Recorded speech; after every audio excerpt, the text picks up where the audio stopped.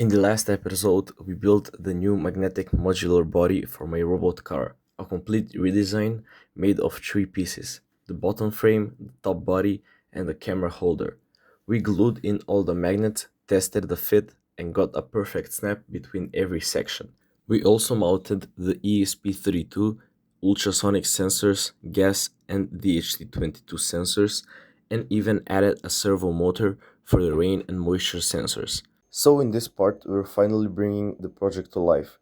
We'll be replacing all the remaining components, connecting each of them to the ESP32, and making sure everything works together perfectly. This is where all the planning and designing comes together. So let's jump right into it.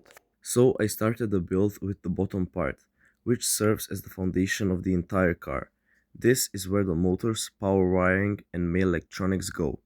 The first thing I did was glue the L298 motor driver right in the back center of the chassis.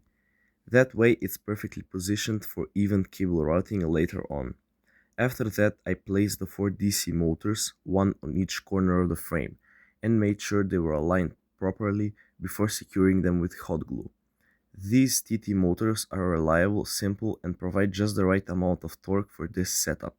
Once the motors were in place, I connected their wires to the motor driver's output, keeping everything neat and bundled together for easier debugging later. Before we continue, let's say something about our sponsor. JLCPCB provides easy, affordable, and reliable PCB and PCBA solutions, empowering electronics engineers to develop projects efficiently. It's honestly one of the easiest services I have ever used. You just upload your Gerber file, get an instant quote, and place your order in minutes. It's literally as quick as online shopping, and you can even track every production step in real time. Their prices are unbeatable too. You can get a 1 to 8 layer PCB for just $2, which is insane for the quality you get.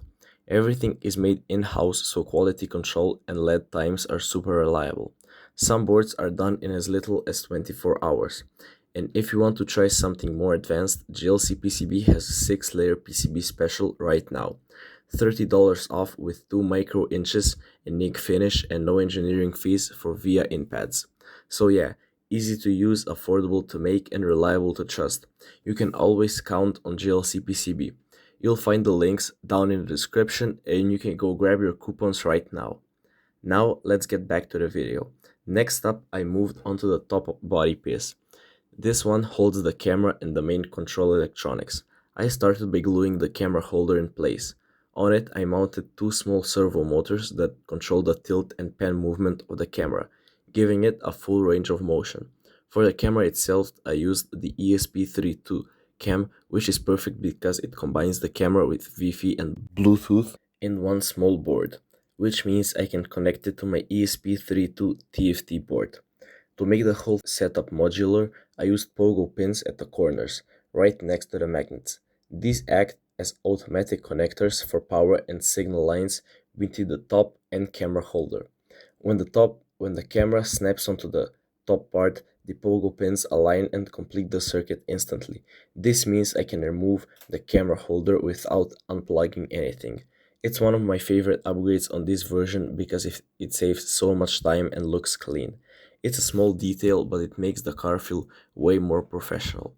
Once everything on the top part was done, it was time for a quick test. I connected the HC12 module to the ESP32 and paired it with my custom PCB controller, which you might remember from my previous video. I tested the servos to make sure the camera's movement was smooth and responsive. Everything worked perfectly, the tilt and pan were stable, and the response delay was minimal. After confirming that the camera system worked, I moved on to installing the rain sensor controller, which is placed on the back right side of the top section. It's a small module that measures rainfall levels, and it will later be used to trigger certain responses. I fixed it in place using hot glue, then routed the cable neatly underneath it so it wouldn't interfere with the other sensors. Before connecting the main sensors, I added the light sensor on the back left side of the top piece. It's positioned there so it can easily detect ambient light and automatically trigger the car's headlight when it gets dark. Once that was secured, I moved on to connecting the MQ135 gas sensor, which measures air quality and detects gases like CO2 or smoke. After that, I connected the DHT22 temperature and humidity sensor on the opposite side, making sure the wiring was tidy and properly routed.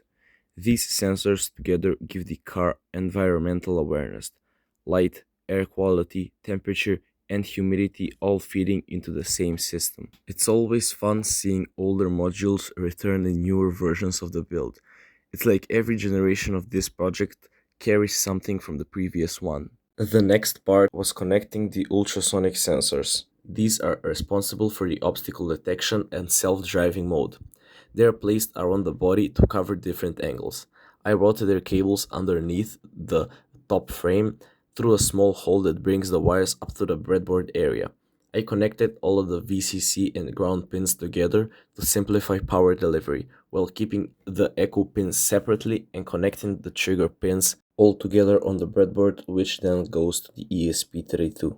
This wiring setup makes it much easier to expand in future. For example, if I want to add more sensors or reconfigure them without tearing the whole car apart. After finishing with the ultrasonic sensors, I added a small infrared sensor at the front of the car. Its job is to detect edges or drops, basically to prevent the car from falling off surfaces. For this one, I built a small wooden extension board that sticks out slightly from the front. It positions the sensor just far enough ahead to detect an edge before the wheels reach it. It's a simple mechanical solution that adds a layer of safety during testing. With all the modules in place, it was finally time to bring the whole system together. I connected the top and bottom parts using four main cables that run to the L298N motor driver. These handle motor control signals, allowing the ESP32 controller to send commands directly to the motors. To finish everything off, I glued a power bank to the bottom side of the chassis. This will act as the main power source for the car. Once it was secured, I connected it to both L298N motor driver and the ESP32, but through separate cables. That way, each system gets stable power without interference. After checking all the wiring one last time, I powered it on and tested everything using the controller from my previous video. The motors started moving right away, the servos reacted perfectly, and every sensor worked exactly as expected. So yeah, that's the full build of my magnetic modular robot car, now completely assembled and powered. In the next part, I'll start working on a new small project that I will later incorporate into this car. If you enjoyed the video, make sure to leave a like, drop a comment, and subscribe so you don't miss what's coming next. Thanks for watching, and I'll see you in the next one. Bye.